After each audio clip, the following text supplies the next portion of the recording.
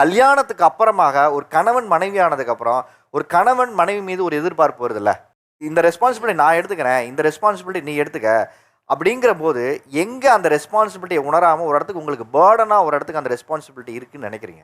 என்னடா அப்படின்னு ஒரு ஃபீல் இருக்குல்ல மேரேஜுக்கு அப்புறம் ஒரு சலிப்புத்தன்மையும் ஒரு விதமான எரிச்சலும் வருது இல்லையா, அது எங்க இருக்குன்னு கேட்குறேன். வேலைக்கு போகிறதுல இருக்குது சார். நான் 5:30க்கு எழுந்துக்கிறேன் சார்.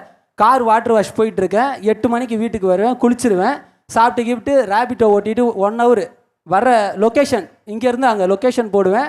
ஆஃபீஸில் ஒர்க் பண்ணுவேன். ஒர்க் முடிச்சுட்டு 6 மணிக்கு வீட்டுக்கு வருவேன். மறுபடியும் வரும்போது ரைடு ஓட்டுவேன்.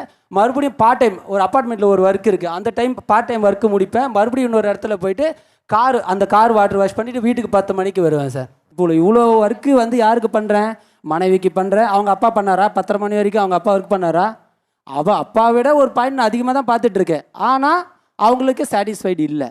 இந்த மாதிரி டைமில் ஒய்ஃபுங்க வந்து ஹெல்ப் பண்ணுறது இல்லை சார். அந்த மாதிரி டைமில் நாங்கள் உடஞ்சிடுறோம். என்ன மாதிரி ஹெல்ப் பண்ணணும் நீங்கள் எதிர்பார்க்குறீங்க? நான் எதிர்பார்க்குறது என்னென்னா, அவங்கள ஆஃபீஸ்க்கு ஏதோ ஒர்க்குக்கு போனாங்கன்னா, ஏதோ ஒரு ஒர்க் இருக்கட்டும், மந்த்லி நம்மளுக்கு ஒரு 5,000 வந்தால் கூட நான் இந்த ஒர்க்கையே நான் கண்டினியூ பண்ணுறேன். வேலைக்கு போகணும்னு எதிர்பார்க்குறீங்க அவங்க? ஆமாம் சார். போக மாட்டேங்கிறாங்க. போக மாட்டாங்க. எங்கள் அப்பா வந்து எங்களை சின்ன வயசில் அப்படி வளர்க்கலை, நாங்கள் சந்தோஷமாக இருந்தோம், நீங்கள் என்ன வேலை செய்ய சொல்கிற ஸோ அப்படின்னு இப்போ அந்த 5,000